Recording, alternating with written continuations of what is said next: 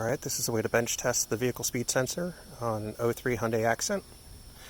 I've got, this is the side with one tab on it. I've got another vehicle speed sensor here. One tab, two tabs, and if you look inside, it actually tells you that it goes from signal, positive, ground. And that's how I have it hooked up here. And when I turn this, you can watch the voltmeter dance.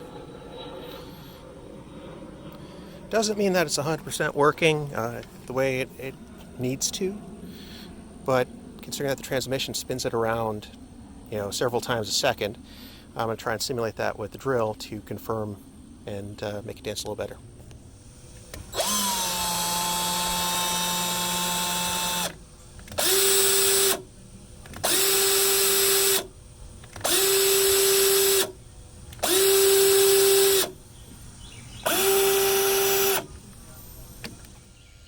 I've removed the vehicle speed sensor, and it's still attached to the plug. That's it right there.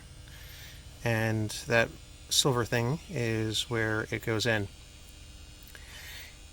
And to test that the speed sensor is working, I clamped the drill onto the probe